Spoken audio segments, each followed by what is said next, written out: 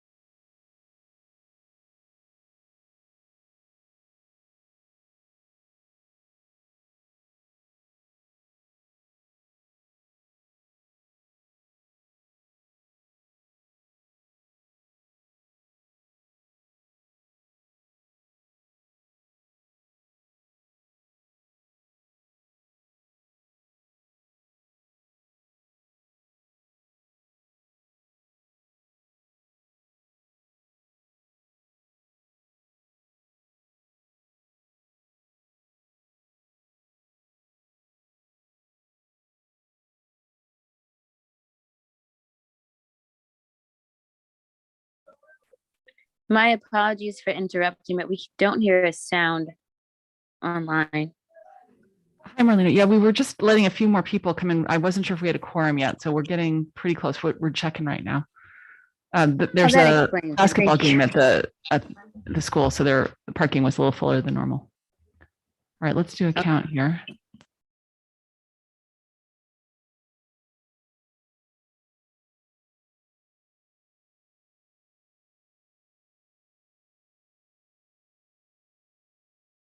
Right, we do have a quorum, so we'll get started here. Welcome. It's February 16th. Thanks for joining us. Let's see, first up this evening will be public comment.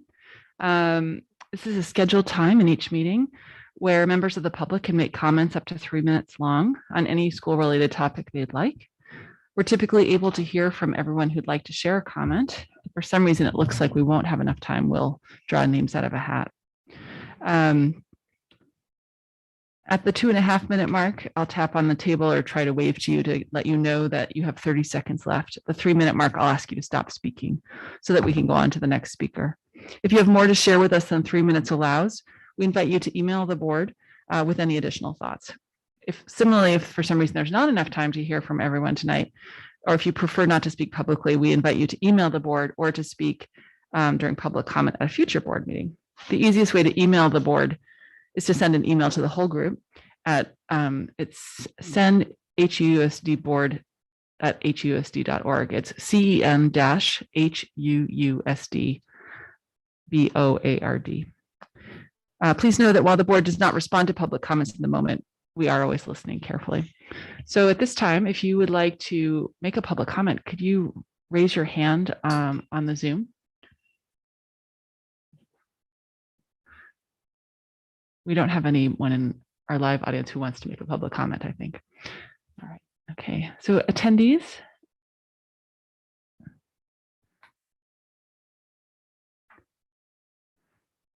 Okay, I'm not seeing any hands up for public comments, so I guess we'll move on to the agenda.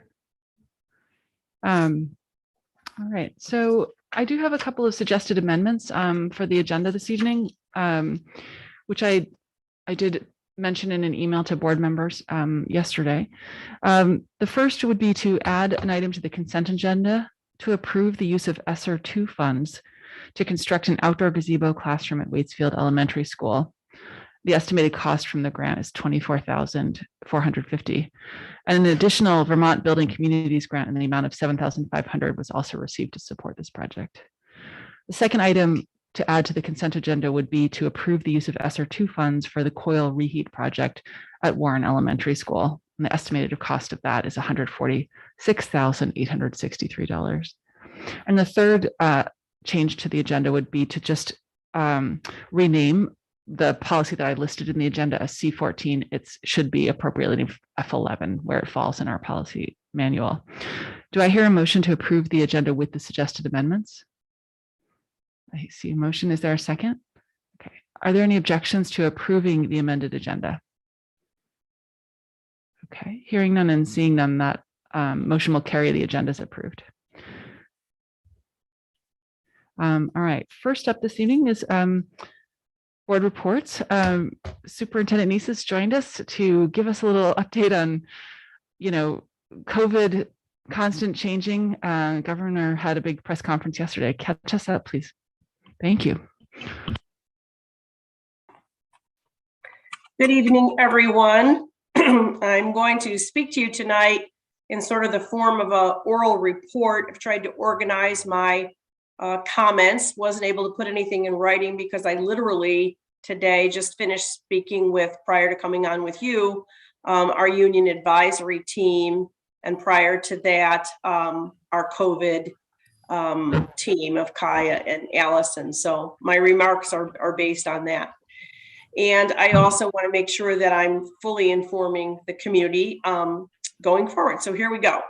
As you've all heard, the governor's press conference yesterday spoke about masking and the idea of removing masks in schools.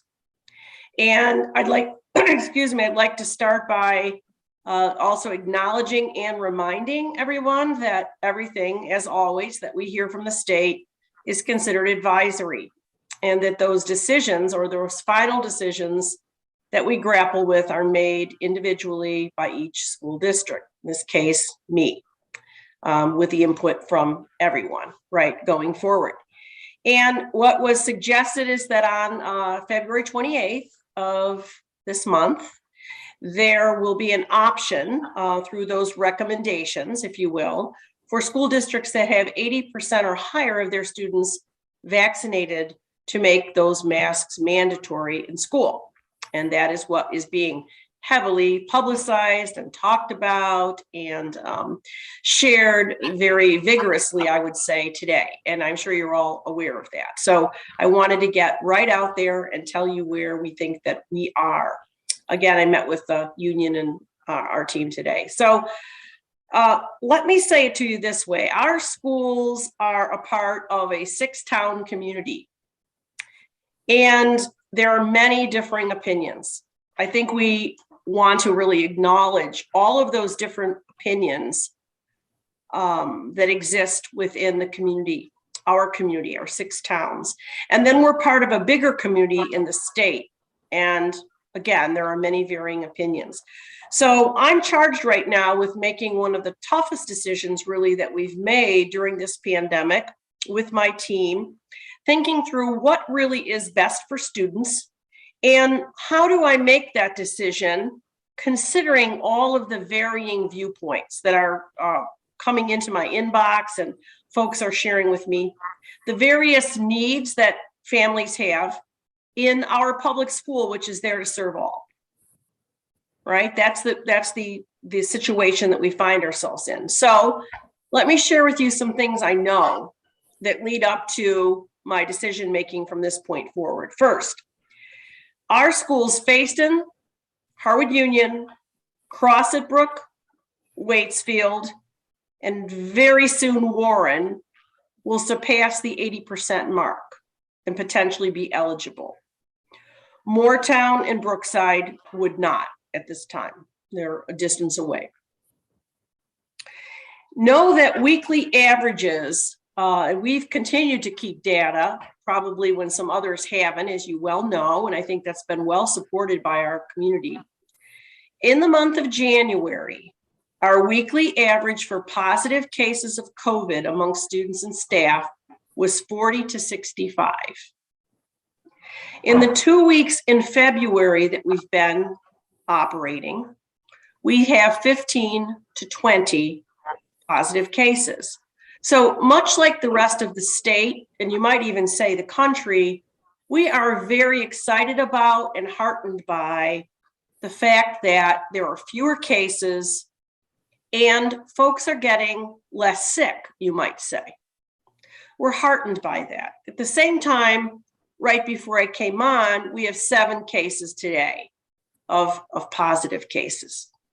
So our decision around masking or not masking is really not much about COVID. It somewhat is, but others can debate COVID, and there's all sorts of reasons why there would be varying points of view on COVID and Omicron and where we are right now.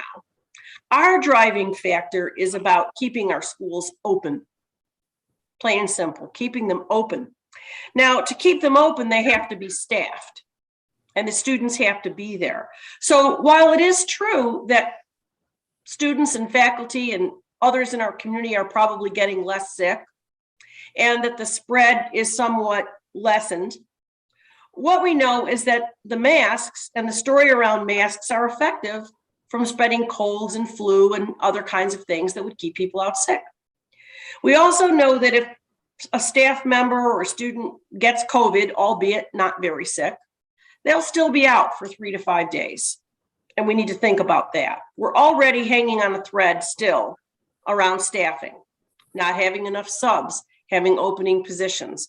So this creates a conundrum of how to keep our schools open while we potentially could have people become more sick, albeit with even colds at this particular time of the year.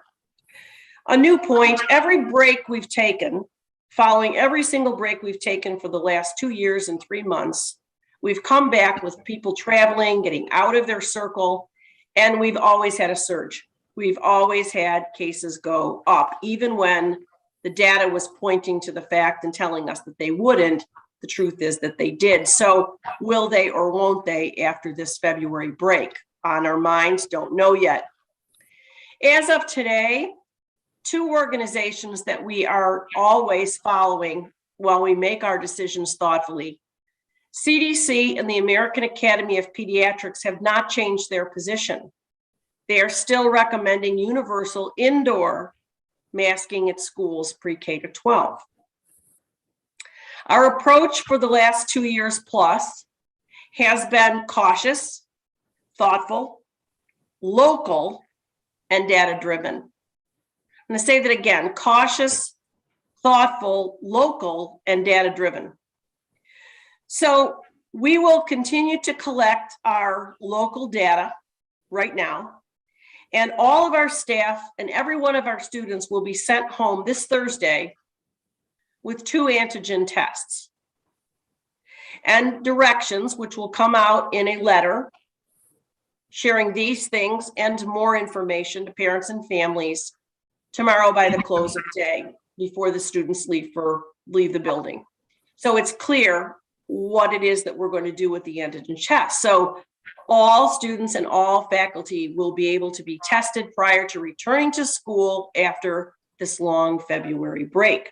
And it will be important for us to monitor our community spread outside of the school and be able to track and see how many positive cases we return with. And we are really hoping that we don't. We're hoping we don't see the spread. We don't have a high number of positive cases. This has always been the case in the past when we return, but we know that we have in the past. So we've started already to move forward with incremental steps to change mitigation standards. Last time we spoke, I believe just last week, we lifted all of the spectator rules and we opened up all of our co-curricular activities to the community again. That would be one step. This week, we opened up our cafeterias. We have our students eating back in larger congregate groups in the cafeteria. We opened that up. And when we return from March vacation on March 2, we'll remove masks outdoors. We'll do 2 things. We'll remove masks outdoors. We'll be eating indoors without masks. And we'll now be able to look at, was there a surge? Was there a spread? And what did the data look like in our 6 towns, in our student population and staff after traveling and vacationing away for the week? So our decision about removing masks for 80% and higher schools, if everything remains favorable, would go into effect Monday, March the 14th. We're looking for coming back removing them outdoors, keeping cafeterias open.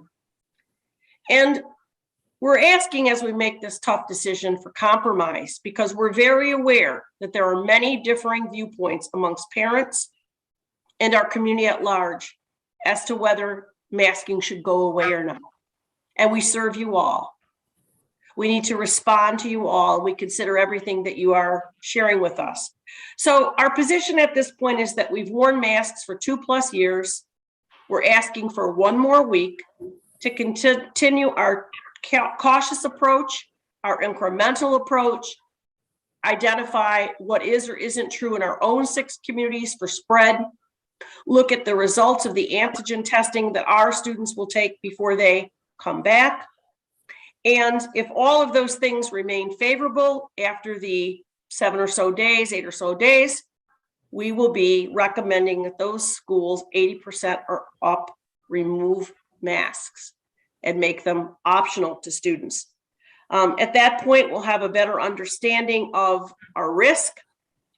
And one of the things that's weighing heavily on us all, because we don't know all of the answers, is if we don't take this little extra time and we get it wrong, and we do see a surge and a spread, we run the risk of closing schools because we can't staff them. That's a real reality. And we potentially interfere with what we hope is a incredible end of our school year, meaning we potentially spread fast amongst athletes and we lose the opportunity for some of our sports, our other co-curriculars, our drama, our concerts and things like that, potentially interfering with prom, graduation, right on down the line. That's what our experience has been in the past. We want to do everything we can to have that not happen. And we think that with 1 week of our own local data, we'll be more sure than ever that it is safe to make masks optional in our schools. So that's where my decision stands right now, is to do just what I said. And we all want them off. We all want to just keep going forward, back to our new normal. And on the 14th of March, 1 week after we return, we are prepared to do that if all things are favorable. So enough said, happy to take your questions. That's how we've unpacked the governor's conference from yesterday. That's how we've arrived with our rationale for why we're making our decision what it is. And happy to provide any clarity or answer any questions you have.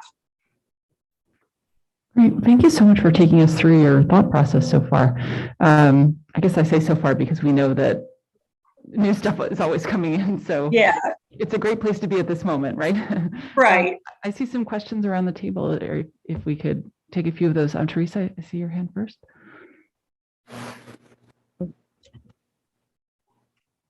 Sorry.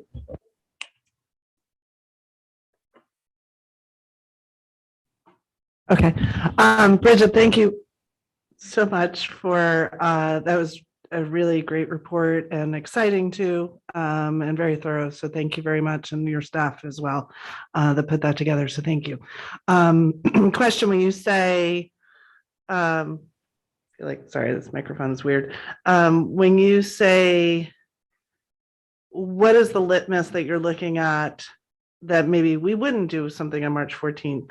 Is, is there a number you're looking at? Is there something, is it kind of a binary number, or you're saying if things improve, assuming things improve, or if things improve, like where's the break for you on that? Thanks, Teresa. There isn't a finite number that I can give you right now because I wouldn't be knowledgeable enough to know that. But what we talked about was that we see that there's not a surge. We see that there's not a spread, right? And that means to be doing at least as well as we're doing now, not worse, right? And I'll be communicating over break about this with my teammates. And we'll be watching the data while folks are off on break. So we don't have an exact number, but in the past, it's surged. It's surged after a break. We've had a lot of positive cases.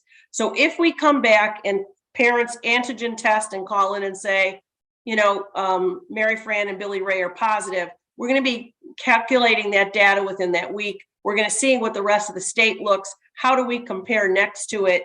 And as long as we're as stable as we are now, then I would see us removing and making masks optional. If we see a big surge, it's going to give us a pause, and we're going to have to gather and talk about what we think that data says, Teresa. I'm also anxious to hear from CDC and the American Academy of Pediatrics over the next week, and to see if by any chance they're going to change their position. I know I'm going a little long, but I want to give you this. One of the things that is really different for us is all of the conversations are about the spread of COVID. Our decision is really not about the spread of COVID. Our decision is about keeping schools open. And we know whether it's a cold, flu, or a mild case of COVID, if our staff and students get it, and enough of them do, they're out for 3 to 5 days. So we have to very cautiously look at not being able to staff the schools. There have already been a couple of days, even this week, and it's only Wednesday, where we weren't sure we were going to pull off staffing for a variety of reasons, right? So I just want to emphasize keeping schools open and having a very successful end of the year where kids do not lose, our students do not lose canceling of events is really important to us.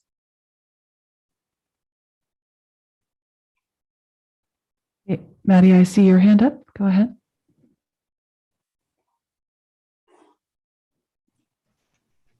So I'm curious, it can take COVID up to a week to manifest, and people might have had different amounts of exposure. Is waiting until seeing the end of the week of our first week back really accurate, or would it be better to wait till another week after? There really is no perfect science, Maddie, so thank you for asking that. And I'm also making a plea out to all of our students that we know this is a compromise and we're asking them to step up and help us out for this week. We don't feel like we can ask more than that right now. We understand that students, especially in the highly vaccinated schools, in particular Crossit and Harwood, would really like to, many students would like to not wear masks. So, if the circumstances get worse, we'll probably come back out with an announcement, Maddie, that would extend that 1 week. But right now, our team feels pretty confident that once we see the lay of the land, so to speak, in our own towns, we'll be able to judge. It's not closer to like a week and a half too, right? Because the school's back. There's the weekend. There's the weekend. So it'll be not till the 14th. Yeah. One question I have is, what about Brookside and Moortown? If they're not very close to the 80%, let's say we get to the 14th and things are looking good, are they able to unmask as well? Or is that still to figure out once we get closer? So thank you for leading me into, I have many things I could say. I'm cautious about not going long, but I'm also very aware that many in the community are very eager about this. One of the frustrations in making the decision, the primary goal is to keep schools open, all right, is that usually folks beyond the school system that are trying to make these decisions can't operationally understand the logistical challenges that we're going to have.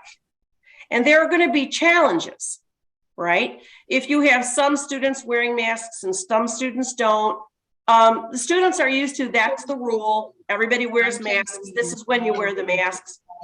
I think I'm hearing someone. Is someone saying something to me? Oh, I'm okay. sorry. I was never muted. No. So understand the challenges. Here's number one. And I'm already losing a little bit the sight of that question, but here's what came to my mind. I forgot to tell you. Buses are under federal regulation. So even if masks are optional at school and students don't wear them, they have to wear them on the buses. So in my mind's eye, it would have been better to make school buses exempt before coming out and giving us that option. Right now, they're saying they recommend 80% or higher. Well, Brookside and which was the other one, Brookside and Moortown, don't fall into the 80%. So right now, they're not into our consideration for changing that because they're not at 80%. Well, there'll be mixed views upon that. I also think that, frankly, there was a little bit of a piece said in the conference where it may not be too long and masks will just be optional regardless of the vaccination rate, which is, I believe, happening in Massachusetts and Connecticut. So I think over the next 2 or 3 weeks, the ever-changing guidance will be ever-changing yet again. So if the guidance changes to say, consider no masks regardless of vaccination rate, well, we'll have to take it up again. We have big concerns about our preschool population. Our preschool population is not able to be vaccinated. And we have some concerns, obviously, about our preschool population. We have concerns about immune compromised staff and students. And some of those things are real concerns of ours that we're still talking about. But Brookside right now and Moortown, in a sense, would not qualify for the change on the 14th. Thank you, Bridget. Jonathan Clow, you had a question? Yeah, thanks. I wanted to again echo sincere gratitude for the thoughtful approach and the degree with which you're willing to share that with us. My question is about the preschoolers and how they figure into that 80% calculation. Is that 80% of eligible students, or is it 80% Yes. of all students of all? Yes. So there, yeah, The preschool, I understand yeah. your concern about the preschool. Preschool does not figure into your qualification number. So it's 80% of your eligible students for vaccination, and they're not eligible, so they are not in the count for calculating that, Jonathan. The other complication with preschool is that they aren't governed just by the Agency of Education. They're governed by the Agency of Human Services and CDC. So, I mean, not CDC, the Agency of Human Services. So we have to pay attention to that as well, right? And that sort of the commonalities of what private providers can do and school can do in that case. So it's complicated. Thanks. I saw Lisa's hand and then Kelly, and maybe we'll head towards wrapping up. We've already extended time, which I think is appropriate because we know this is top of mind for almost everybody in our community right now. So we're really lucky to be able to hear from you right now. Thanks for sharing that with us and the whole community. Lisa, go ahead. You're welcome.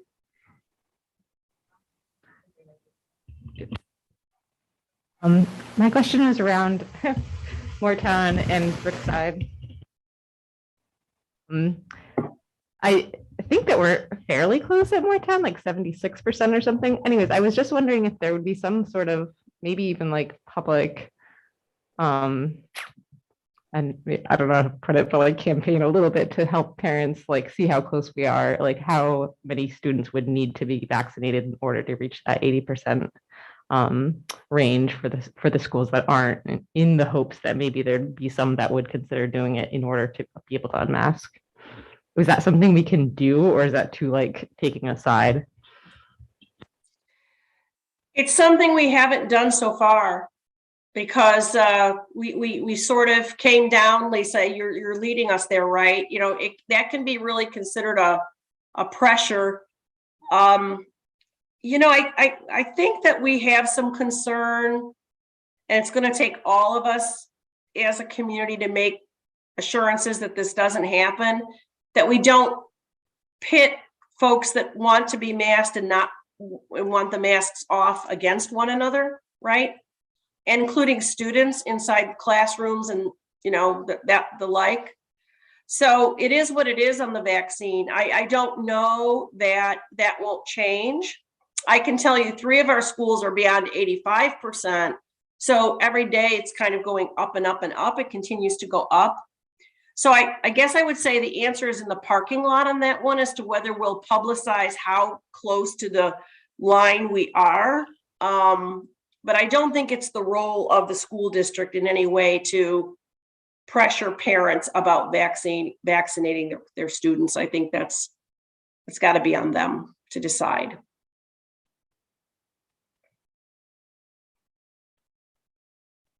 Thank you, Bridget. My question was around the testing to come back to school. Is that optional, or is it mandatory? It's not mandatory, Kelly. It will be just like the prior antigen tests. It's test to home now is we supply the antigen tests. We're going to give directions on which days they should be administered. And then we ask parents to please let us know if their student tests positive. The other element of testing that will change is it's called test to assure or test assurances, where all our faculty, from what they're saying is now until the end of the year, every week they will receive a test kit. So it's sort of a quasi replacement for surveillance testing, albeit different with the antigen test. But for staff members that don't feel maybe safe with around students that are not masked, they will have an antigen test kit every single week so they can monitor themselves, and we'll supply those folks with the tests as well. But no, it is not mandatory in either one of those cases.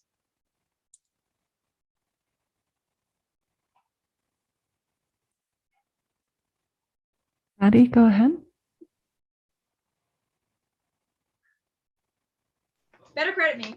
Oh, so a question that was brought up by my sister, who is also watching this board meeting.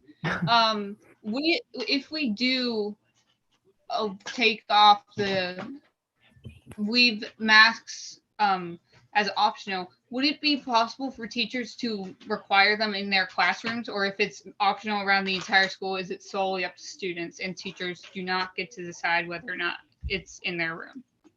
Teachers do not get to decide. It's a district decision. I see you there. No, I'm not going to call a snow day if that's the next question. Just kidding.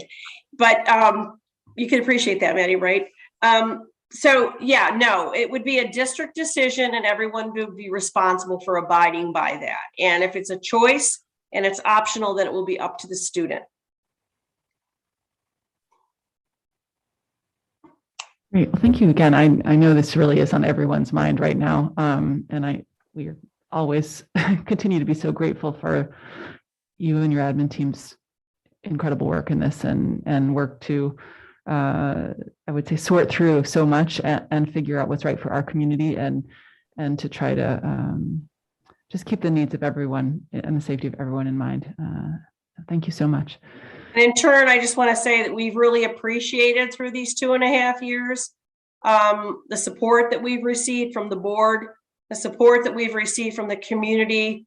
And I know that requires compromise from many of us, but our approach of cautious and incremental change and thoughtful and local data has, I believe, served us well so far. So thank you for supporting us when you need to compromise. We're really looking at 8 additional school days before we look, like, just to be clear, when people who want the masks off feel frustrated, we can say we're looking at 8 additional school days that we'd like to try it. Okay, great. Well, thank you, everyone. Okay, let's move on to our next item. Next up is an action item around adopting the D policies. These were warned a couple weeks ago and reviewed without any comments or suggested changes. And so then they were approved to be warned. Is there a motion at this time to adopt the revised D policies? I see a motion. Is there a second? I see a second. Was there any discussion at this time about the D policies and their adoption? Okay. Is there any objection at this time to adopting the D policies? Okay, hearing none and seeing none, the D policies are adopted. All right, we'll move on to the flag policy. Again, the flag policy was started a while ago. It was brought up for discussion and it was approved to warn it as it was a couple weeks ago. So at this stage, we'd be looking to adopt the flag policy that was drafted. Is there a motion to adopt the flag policy? I see a motion. Is there a second? There's a second. Is there any discussion about adopting the flag policy? Teresa. I asked a question this week about political flags and things like that. Bridget, would you mind repeating what your response around that to me around potentially having political flags? By political, you mean like of parties and stuff like that? Mm-hmm.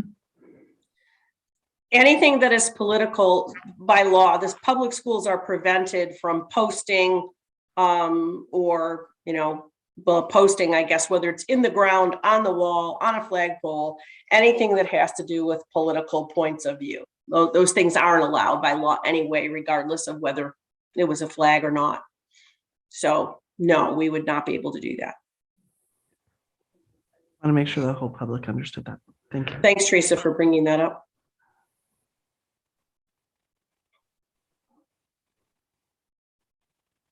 I'm trying to figure out if it makes sense to define political, because there are so many definitions of that. And my opinion on that is it doesn't, Tari. You know, you have a policy with a very prescribed process. And I think at the point that a request comes in, much like the adherence to policy, you would move through those steps. And if there was any question or concern, you may consult your attorney, you might consult VSBA, and you would look at each particular point of view around that. When I say political, I mean people running for office, putting signs in the ground, those kinds of things. You know, Democratic flags, progressive flags, Republican flags, those kinds of things. Some of them are obviously clear and obvious. And then others you might argue by interpretation. They'll always be true. So it's sort of capital P political, not small p political. Probably, yes. But I think that the people that work through that process of whether you will or will not put up a flag will have the opportunity to consider all of that and reach out for expertise potentially from an attorney, as I said, or VSA or someone else. If there's a VSBA, if there's a question, if it turns out to be in gray matter for some reason. Okay. Any other discussion at this time? Okay, so it seems like we're ready to vote. Is there any objection to adopting the flag policy? Okay, hearing none and seeing none, the flag policy is adopted. Next up is a motion to approve warning this new policy F11, which would be then adopted in March. Is there a motion to approve warning the policy F11? I see a motion. Is there a second? Okay, there's a second. So just to be clarified, this is a policy that's essentially required by the state. It's been drafted by the VSBA. And so most school boards will essentially say, yes, this is required. We will stamp this. We will pass it along. It's now on our books. If a school board decides to do it their own way, then they would hire their own attorneys and they would go through a long vetting process. You know, one of the things we sort of have the VSBA for is to do this for school boards. So they're almost like they've done the consulting for us. So, any questions or comments at this time about that policy? Okay, I'm not seeing any. So at this time, we'll vote on whether to warn this policy for approval. So we would not be adopting tonight. We'd just be deciding that, okay, we're going to move it forward in the process and we're going to tell everybody we're getting ready to adopt it. So is there any objection to warning policy F11 for adoption in March? Okay, hearing none and seeing none. Oh. Are we going to clarify We're going to clarify when we would be formally adopting it? Yeah, I would assume the 23rd at this point. Okay, so it'd be March 23rd. Thank you. So is there any objection to warning policy F11 for adoption March 23rd? Okay, hearing none and seeing none, that motion will carry. So we will go ahead and warn that policy. All right, on the consent agenda, as the agenda was published, and remember the consent agenda, this is, I know the board members recall this, but anyone on the public who might not be as familiar with our methodology, because we amended the consent agenda earlier this evening, the consent agenda is a list of items which the board expects to be yeses from everyone. So instead of bulleting them out in the agenda one at a time so that we have to take each one up one at a time and discuss it, these are things where the board expects that this is an easy yes. If ever the board feels that they want to pull something out for separate consideration, then a board member simply makes a motion to do that at the beginning and at the beginning of this section, and we could pull that out. So currently then on this amended consent agenda, there are 3 items. One is to approve the minutes from the last meeting. The next is the first of those 2 that we added this evening, approve use of ESSER 2 funds to construct an outdoor gazebo classroom at Waitsfield Elementary, and also approve use of ESSER 2 funds for the coil reheat project at Warren Elementary. Is there a motion to approve the consent agenda? If there's a motion, is there a second? I see a second. Is there any objection to approving the consent agenda at this time? Okay, hearing none and seeing none, the consent agenda will pass. All right, we're on to communications. Not sure if anybody feels like we really need a recap this week or not. What do you all think? Go ahead, Lisa. Seems like the only substantive information is really in the superintendent report. Is that going to go out to the community in some way other than just out to parents? Yes, it'll be published Thursday afternoon. We're just putting on our final edits following the board meeting. Great. Maybe instead of us doing a report, we could ask that there's a link to it on Front Porch Forum as well. Because when you all publish yours on Thursday, I think you probably would do this anyways, but a link to Front Porch Forum to your new policy. Does that make sense? I'm looking at Kaya as I talk, partly because I know she's instrumental as well in doing that. And I'm concerned that what if we wrote a recap and it had some different things than you? So we want to have it correct. Does that seem like a smart plan, Kaya?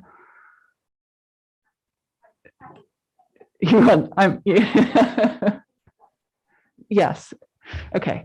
So that would be great. It might have been on the road to happening anyways, but that we'll just make sure. Thank you so much. And I think as you know, big news, find it all here. It would be terrific. Like click here. Thank you so much. Okay. Anything else? Oh, we've done a little budget promotion in the FPF. Do you feel that we need a different one as well, or just to republish the one that went last week, or just leave it where it is?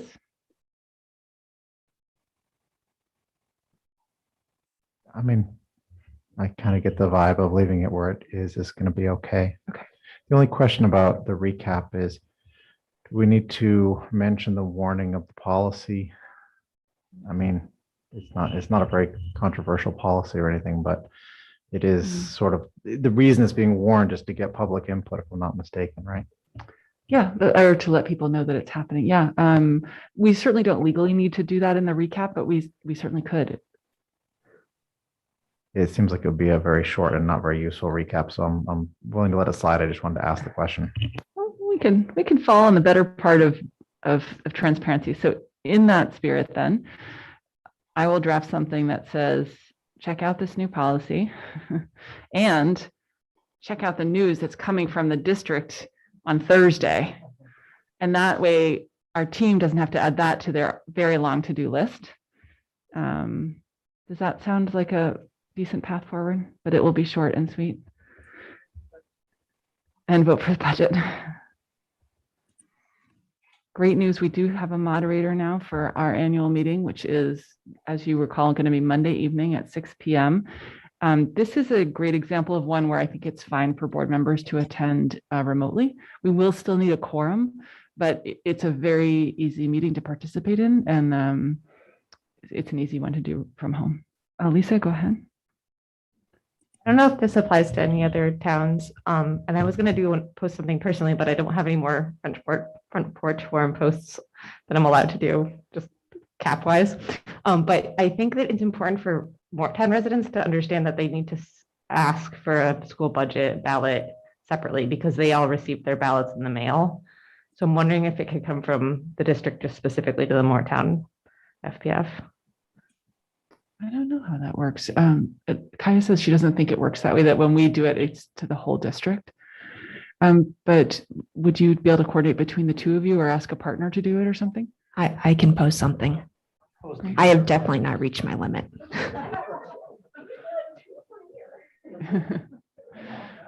You need to get an alias. Go ahead, Caitlin. I just wanted to make a brief remark if we are done with the communications before we adjourn, if I may. are we ready to be done with communications? Oh, Kelly? I was thinking that we should remind about the ESSER survey as well.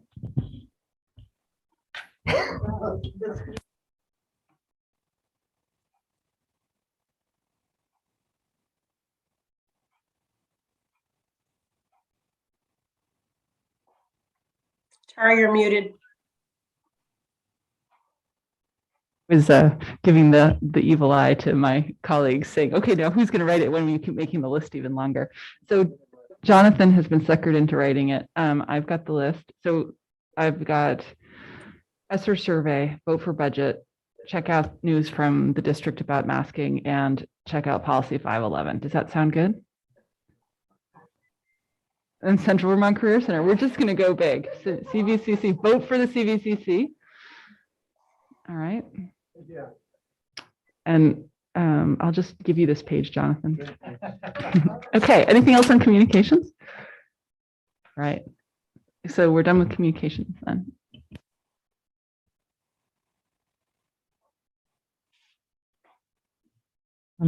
So thank you, Tari.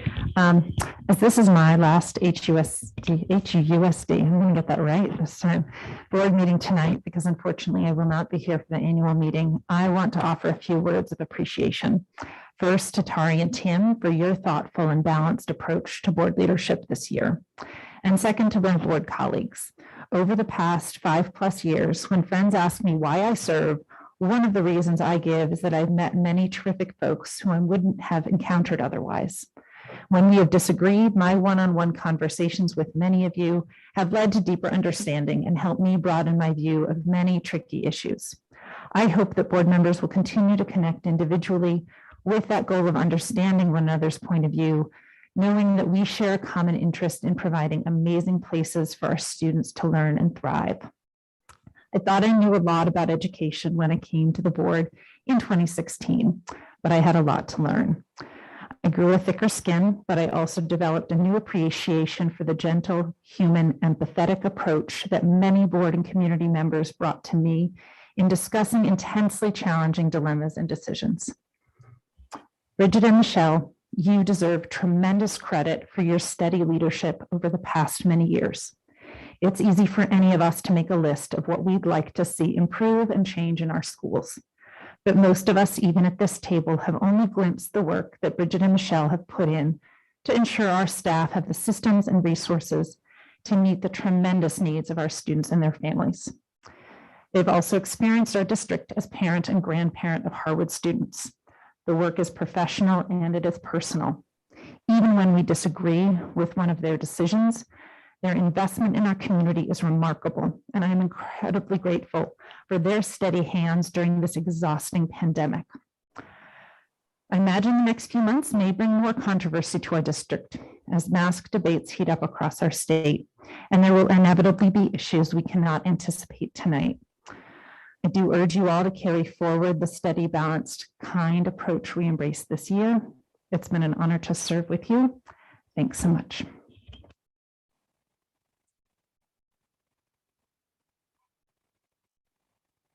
Normally write anything, but I did want to just take a few minutes to acknowledge the people that are retiring.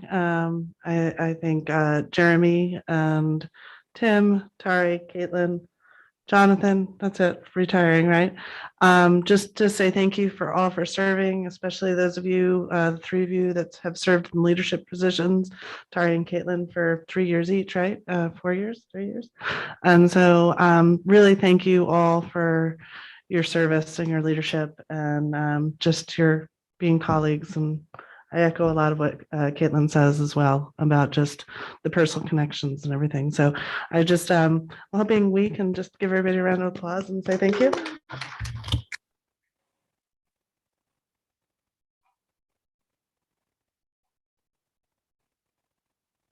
Thank you so much. I see no more business on our list for the evening. Are there any further motions that we should entertain? Oh, I hear a motion to adjourn. What a shocker. Is there a second? I see a second as well. Are there any objections at this time to adjourning? Okay, I see no objections, so that motion will carry. The meeting is adjourned. right. Thanks for coming tonight and good night.